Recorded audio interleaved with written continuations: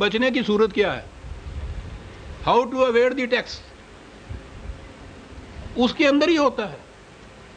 انہوں نے یہی چیز کہی کہ قانون تو ہم نے نافذ کر دیے، لیکن تمہیں معلوم نہیں ہے جو شرطیں ہم نے لگائی، اور یہی وجہ وہ کہتے ہیں کہ دیکھا آج تک کسی کو سزا نہیں مل سکی۔ اللہ بھلا کرے۔ پہلی کھیپ جو تھی وہ یہ آئی تھی، دوسری کھیپ زکوٰۃ کے نام سے آئی۔ اس کے خلاف سب سے پہلے ایک ایجیٹیشن ہوا شیعہ حضرات کی طرف سے، اور انہیں یہ کہنا پڑا کہ یہ public law of the land نہیں پھر رہے گا، ملک کا قانون نہیں، پرسنل لا ہو جائے گا ہر فرقہ نہیں۔ پہلے تو ان سے کہا کہ آپ اپنی فقہ کے مطابق ادا کر دیجئے کہ یہ زکوٰۃ۔ یہ باقی فرقے والے جو تھے انہوں نے کہا کہ کیوں، اسی مترید ہیں۔ فیصلہ ہو گیا کہ ہر فرقہ اپنی اپنی فقہ کے مطابق زکوٰۃ ادا کر دیا جائے، البتہ جو لوگ قرآن کو مانتے ہیں فقہ، ان کو اجازت نہیں دی جا سکتی۔ ایک ہی چیز ہے جس کی مخالفت ہے، قرآن۔ زنا کی سزا رجم یا سنگساری، پتھر مار کے مار دینا کسی کو، نافذ ہوا۔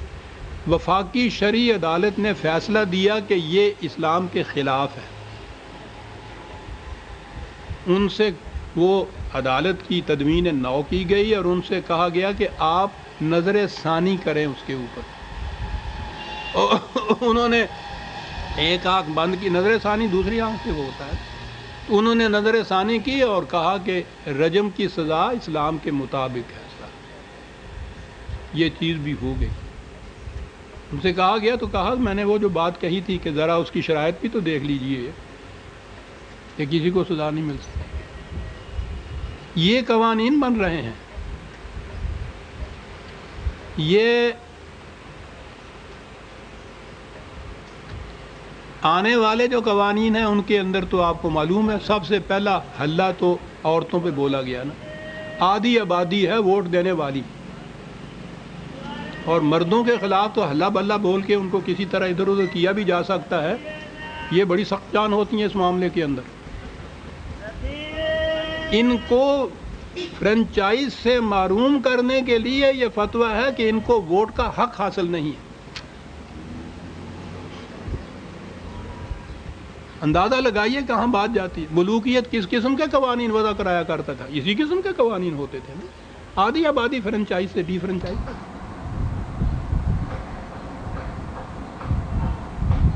پر تو کہا کہ آدھا ووٹ گنیے، چلیے چوتھائی رہ گیا حصہ جناب۔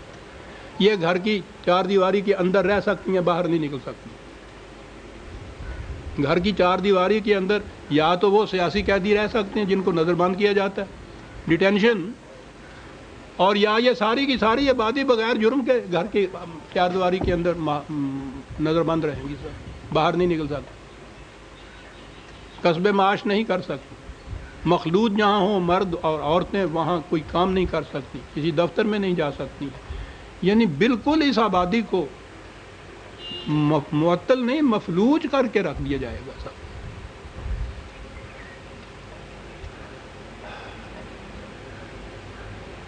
فوٹو اتروانا خلاف شریعت، ٹی وی پر آنا،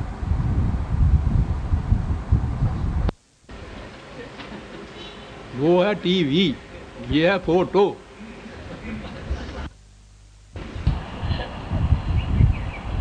وہاں ہر پروگرام کے عوض جو ملتا ہے نا وہاں بالکل جائز ہے، حالات فوٹو اتروانا نہ جائز۔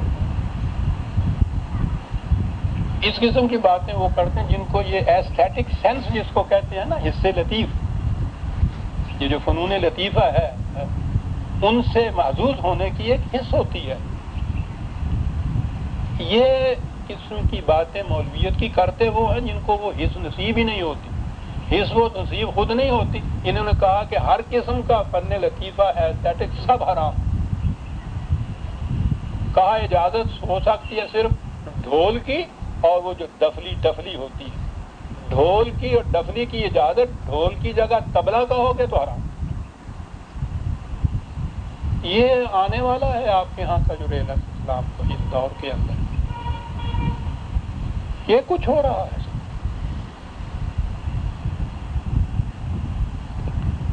اور اس کے دوسری طرف مست رکھو ذکر و فکر صبح گائی میں ثواب کی خاطر سے جو کچھ کیا جاتا ہے وہ کرتے چلے جاؤ۔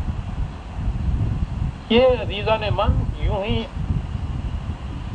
ایسے ہی نہیں اللہ رغم ہو گیا، یہ ایک بڑی گہری سازش ہے، جیسی دور ملوکیت میں ہمارے ہوئی تھی اسی قسم کی سازش کہ ان پر ان کے سامنے یہ عقل و فکر کے دروازے کھل نہ جائیں، علوم سائنس کی طرف یہ آ نہ جائیں، ان کا سیاسی نظام ایسا نہ ہو جائے کہ جس کے اندر حریت فکر ان کو نصیب ہو، ہر شخص ہر فرد اپنا مقام انسانیت پا لے، یہ نہ کہیں اس لیے ہو جائے۔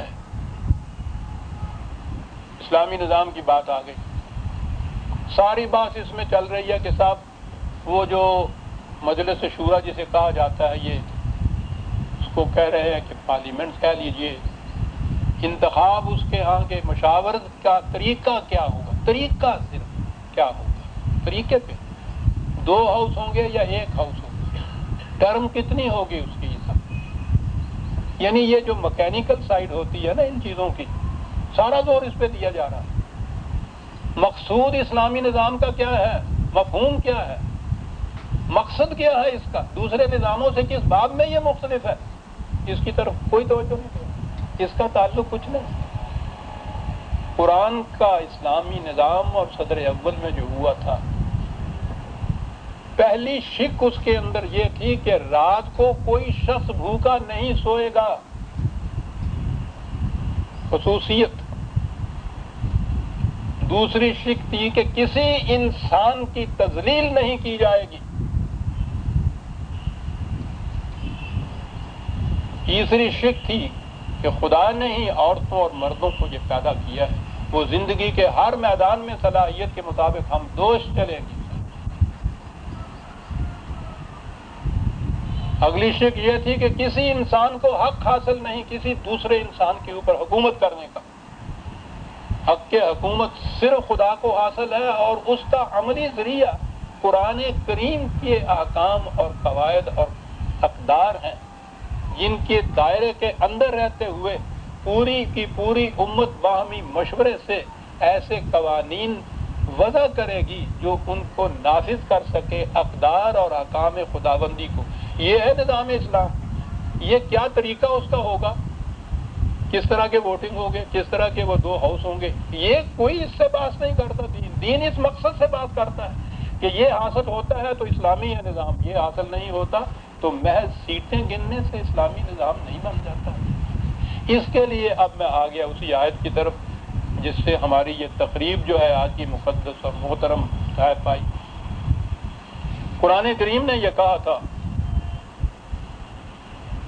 اِنَّا أَنزَلْنَاهُ فِي لَيْلَةِ الْقَدْرِ، بڑی اہم چیز قرآن کریم کے متعلق۔ ایک تو یہ ہے کہ شہر رمضان الذی انزل فیہ، رمضان کے مہینے میں ابتدا ہوئی اس کی، اس کو لیلۃ القدر کہا ہے۔ وہ ایک رات نہیں ہے وہ جس کی تلاش میں اب ساری امت ماری ماری پھر رہی ہے، ساری رات جاگتے رہتے ہیں کہ وہ اس میں پانی دودھ بن جاتا ہے، درخت جھک جاتے ہیں، اور اس وقت جو دعا کی جاتی ہے مقبول ہو جاتی ہے۔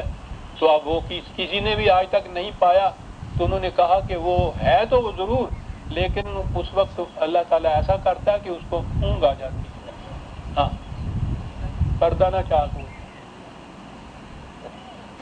یہ کوئی رات نہیں، دور تھا ایک طریقیوں کا جس کو لیل کہا ہے۔ اس کے اندر کیا دیا ہے اس نے، عجیب عزیزہ نے من، ایک لفظ ہے قدر، جس کے معنی ہیں پیمانے، قوانین، احکام، ویلیوز۔ اس کا ترجمہ زیادہ اچھا ہوتا ہے۔ یہ ویلیوز کیوں ہیں؟ حیوانات کی زندگی جو ہے اس میں ویلیو نہیں ہوتی، تبھی تقاضے صرف ہوتے ہیں۔ بھوک لگتی ہے بیل کو، باہر چلا جاتا ہے، جو کھیت سامنے آئے اس میں سے اترتا ہے، کوئی جرم نہیں۔ شیر بکری کو پھاڑتا کھاتا، کبھی کسی عدالت میں پیش نہیں کیا گیا، کبھی کسی پھانسی پہ نہیں چڑھایا گیا، ان کے تبھی تقاضے ہیں۔ انسان بھی یہ انسٹنکٹس اپنے ساتھ لے کے آیا ہے، لیکن اسے صاحب اختیار و ارادہ بنایا گیا ہے۔ اب اس کے اختیار کی وسعت یہ کہ یہ زمین تو ایک طرف، یہ آسمان پر بھی چڑھ گیا، قوتیں اقتدار